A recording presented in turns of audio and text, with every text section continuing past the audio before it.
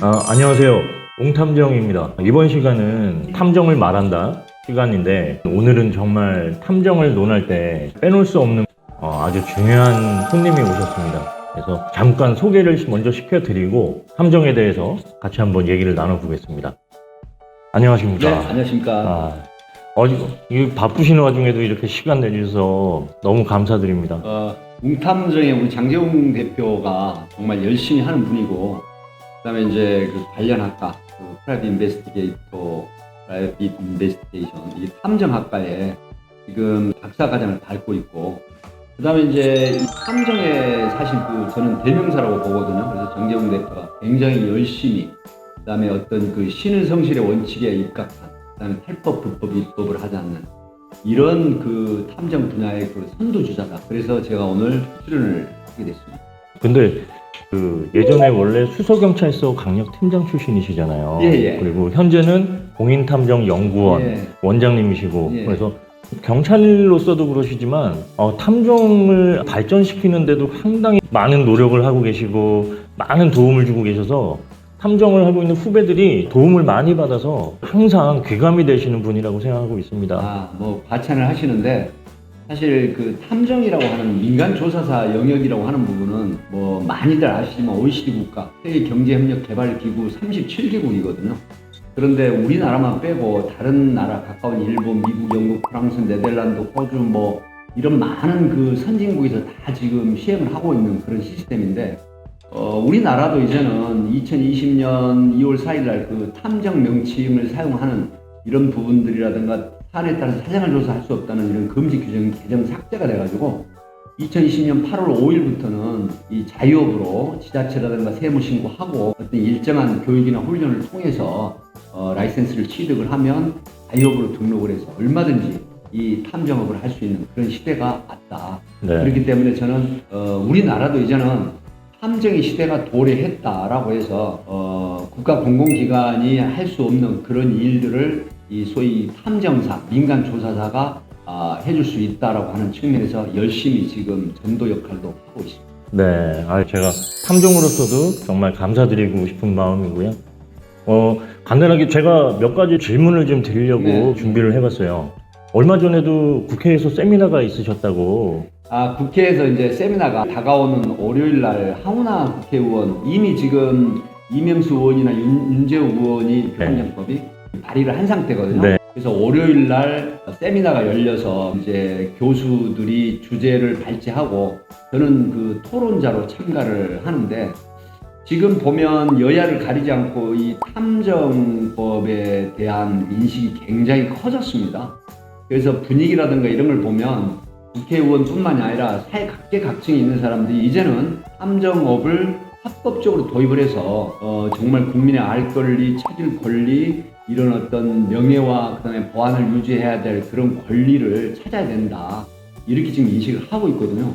그래서 이제 박근혜 대통령 또 문재인 대통령이 모두 이 탐정법을 도입해서 시행을 하려고 했었으나 여러 가지 사정으로 안 됐지만 지금은 자유롭게 탐정업을 할 수 있는 그런 시대이다. 그래서 아마 국회에 발의가 돼가지고 올해를 넘겨서 내년쯤에는 탐정법이 통과가 되지 않을까 그렇게 예상을 해봅니다. 네. 어차피 지금 저 자체도 탐정이지만 이 관리법안이 없다 보니까 이제 활동하는데 탐정이 어디에서부터 어디까지 가능하다, 못한다라는 기준이 없으니까 움직이는 데서 위축될 수밖에 없어요. 그래서 이런 노력이 있으니까 정말로 내년에는 잘 됐으면 좋겠습니다. 네.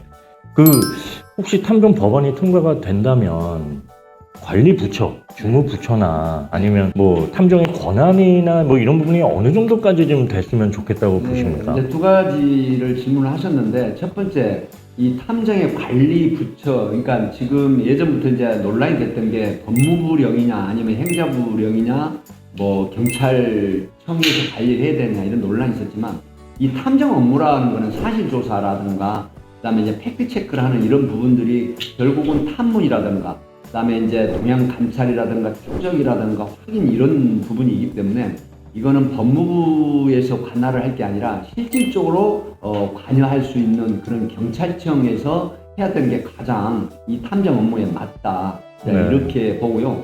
탐정의 권한이라고 하는 부분은 사실은 공권력이 주는 그런 권한은 없습니다. 세계 어디를 봐도.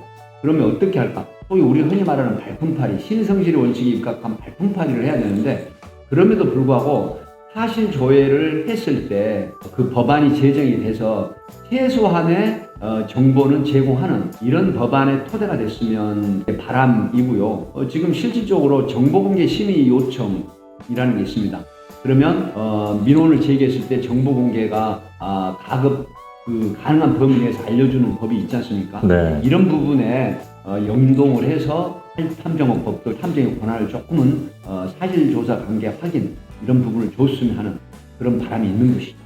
저도 사실 탐정으로서 활동하면서 보면은 일본 같은 경우에는 신고제로 받아들였고 미국이나 유럽 국가들은 이제 공인탐정제로 따로 관리국도 신설할 만큼 그렇게 하고 있는데 경찰청이 주도를 해버리면 너무 경찰 위주의 탐정이 되지 않을까라는 우려들도 있더라고요. 네. 그래서 행안부로 풀어서 행안부에서 주무부처가 되면 이제 신고제식으로 직업으로 이제 풀리기를 원하는 목소리들도 있습니다. 네. 그래서 그 원장님이 말씀하신 것처럼 그 방향도 사실 제일 빠를 수 있는 방법이죠. 근데 그런 목소리들도 있더라고요. 네. 이게 이제 법무부 관할 아니면 행자부 관할, 경찰청 관할 이제 이런 부분이 사실 현재는 중요하지 않거든요. 네. 왜 그러냐면 탐정업법이 발의가 돼가지고 이게 통과 시행이 된다고 하면 어느 부처에서 이 관리를 하더라도 결국은 입법, 불법, 탈법을 했을 때 그에 걸맞는 처벌 기준, 금지 규정이 정해지거든요. 네. 그래서 저는 개인적으로는 가장 업무와 관련성 있는 연동이 되는 부처가 경찰청이라고 하지만 방금 웅 대표가 말씀하셨듯이 이게 행자부 소관, 행안부 소관도 상관없고 법무부 소관도 상관이 없습니다.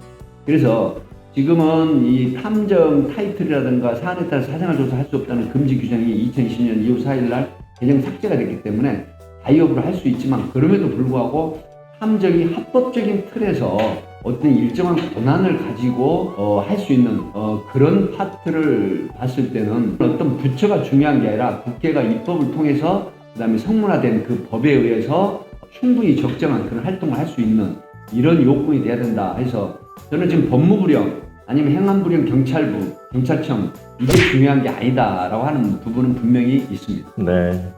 저는 사실 개인적으로 어떠한 부분의 사실관계 확인이나 이런 결국엔 공권력을 넘어설 수 없기 때문에 결국엔 보조 역할식으로 이제 개인적인 사유재산이나 이런 사적인 부분에 대해서 활동을 많이 하기 때문에 근데 그런 사실관계 확인하기 위해서 탐정한테 주어져야 되는 권한 중에 어느 정도 CCTV나 그 지역에서 경찰의 인가를 받더라도 CCTV를 조회할 수 있는 일부분의 권한이나 어느 정도 좀 권한이라도 들어갔으면 하는 바람이에요. 저는 그냥 그렇죠. 탐정으로서. 예, 그러니까 이제 탐정이라고 하는 부분들이 사실은 음성적인 소위 말하면 심부름 센터나 불법 흥신소나 대행업소 이런 부정적인 인식이 강하잖아요. 그래서 이제 국회라든가 일각에서 무슨 얘기를 하냐면 사생활 보호 침해 소지가 있고 개인정보 보호 침해 소지가 있다라고 하는 우려를 하고 있는데 거기에 따르는 어떤 부적절한 행동을 했을 때는 마땅한 처벌 규정이 있거든요. 네. 그래서 탐정 업무를 할 때 사실조사, 사실조회하는 이 부분이 어느 정도 권한을 줘야 되고 방금 말씀하셨듯이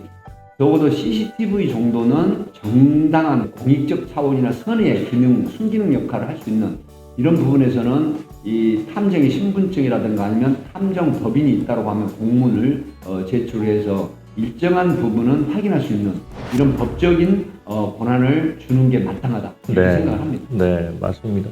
그러면 예전에 강력 팀으로서도 조사나 이런 부분들 너무 많이 해보셨을 텐데 탐정이 어떤 부분에 굉장히 이런 스킬이 있으면 정말로 좀 탐정으로서의 역할이 제대로 할 것 같다. 라는 혹시 그런 생각은 혹시 해보셨나요? 그러니까 이제 그 수사 기관에서 어떤 사건이 발생을 했을 때 사실 인력이나 예산 이런 얘기를 많이 하잖아요. 네. 그런 일종의 그 장애 때문에 그 원활한 민생 치안에 관련된 수사나 조사가 이루어지지 않을 때가 있어요. 네. 그런데 이 탐정을 하시는 분들이 어떤 치안의 보조 차원에서 또 어떤 그 프로페셔널 직업인으로서 해야 될 게 뭐냐면 사실은 탐정의 근간이 뭐죠? 잠복, 미행, 동향관찰, 탐지, 탐문 이런 거거든요. 그렇다고 하면 이런 스킬을 익혀가지고 그런 부분들에 걸맞는 그런 발품팔이 역할을 해야 된다. 그렇다고 하면 뭘 연습이나 훈련을 해야 되냐면 어떻게 하면 그 피조사자나 대상자, 타겟에게 눈치를 채게 하지 않고 은밀한 그런 부분에 팩트 체크를 할 수 있는지 이런 부분들에 대한 그 스킬적인 문제를 개발을 하거나 훈련을 쌓아야 되거든요. 그래서 그 부분 소위 말하면은 팩트 체크를 위해서 발품팔이 입법, 탈법 하지 않는 만큼 내가 열심히 어떻게 하면 변장술이라든가 그 다음에 미행, 추적, 동향 관찰 이런 부분에 상대방이 감지하지 않고 할 수 있는 이런 기법들을 개발을 해서 의뢰인들의 요구를 충족을 하고 적정한 수익 창출도 할 수 있는 이런 요소가 분명히 필요하다 이렇게 봅니다. 네.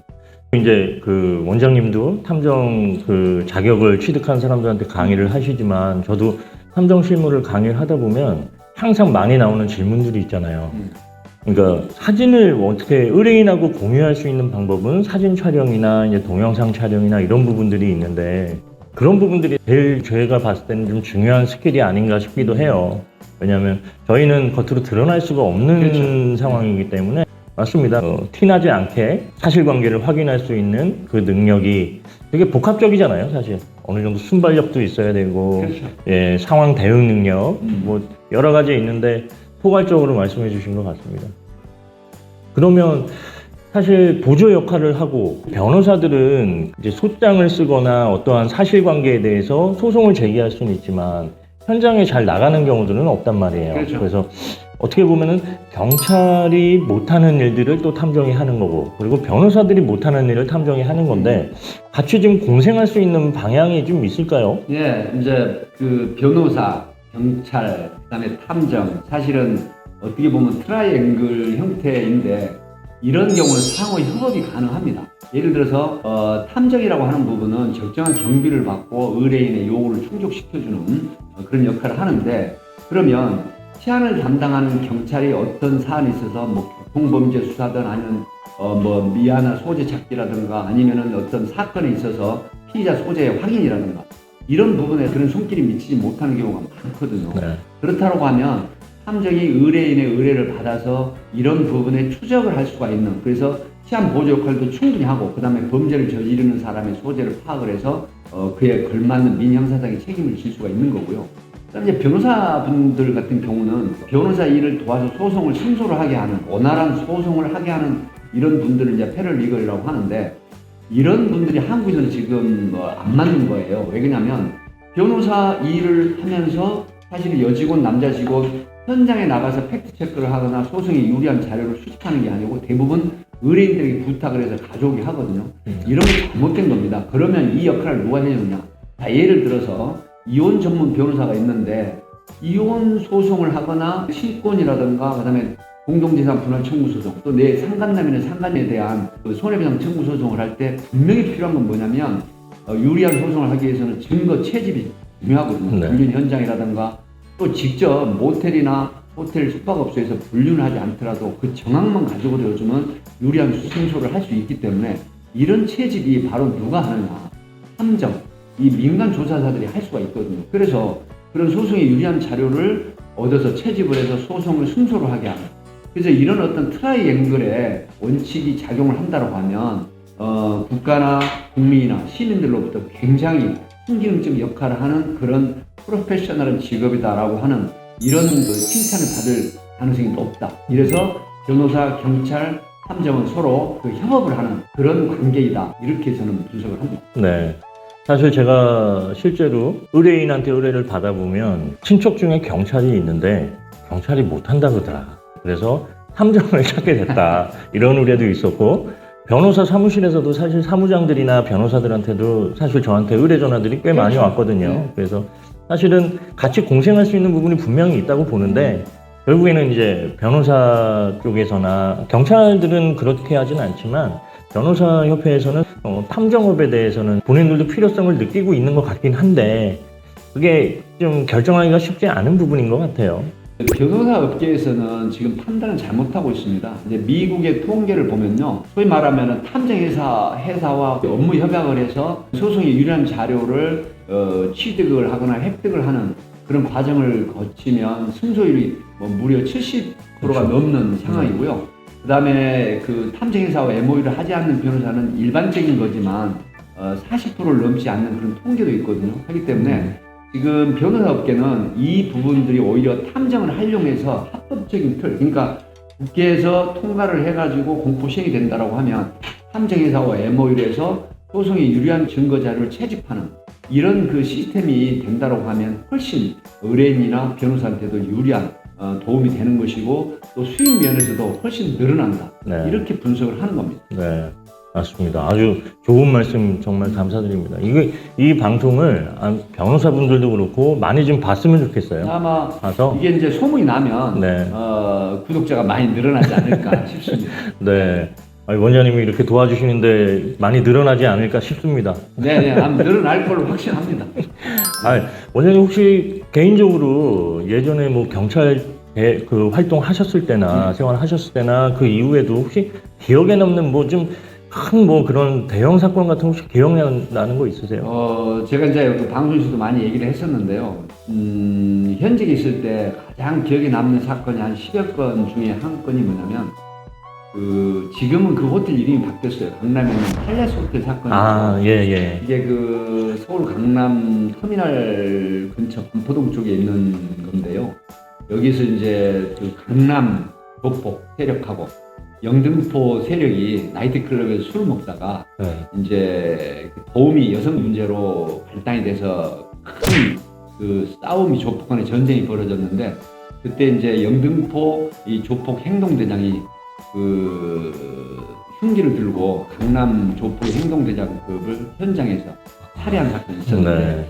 이 사건이 관련자가 무려 100여 명이 넘는 조폭들이 관련돼 있었거든요. 네. 그래서 사실은 이 사건이 강남 호텔에서 조폭들 간 전쟁 살인사건 해가지고 뭐 일주일 내내 이게 보도가 됐었던 사건이고 이 사건으로 현직 대통령이 관심을 표명해서 그래서 이제 경찰서도 방문한 그런 사건이었고 이 사건을 제가 이제 주도적으로 했었는데 아마 그 사건이 제가 현직에 있을 때 많은 사건들 중에 하나 기억이 나는 사건이에요. 그럼 100명 넘는 그 용의자들을 검거해가지고 조사가 이루어진 그렇죠. 거네요? 이제 조직폭력배 사건은 야. 사실은 일반 흉악범죄 사건하고 약간 틀린 게 뭐냐면요.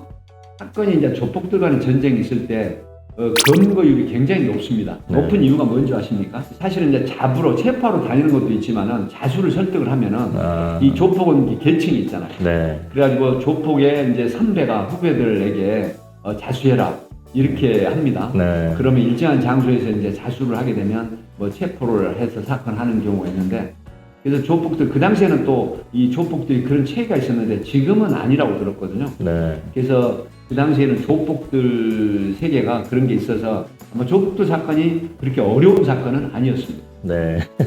알겠습니다. 얘기만 들어도 되게 굉장히 힘들었을 것 같은 사건인데 뭐 워낙에 그쪽에 베테랑이시니까 그러면은 지금 이 시간은 사실 탐정을 말한다라는 시간입니다. 그래서 탐정에 대해서 우리 공인탐정연구원이신 백규정 원장님의 좋은 의견과 그리고 앞으로의 발전 방향까지도 잘 말씀을 드렸던 것 같습니다. 우리 앞으로 탐정 준비하시는 분들이나 탐정을 하고 계신 분들도 이 방송을 만약에 보신다면은 많은 도움이 되지 않을까 싶습니다. 자, 그러면 이번 시간에 탐정을 말한다는 여기서 마치겠습니다. 감사합니다.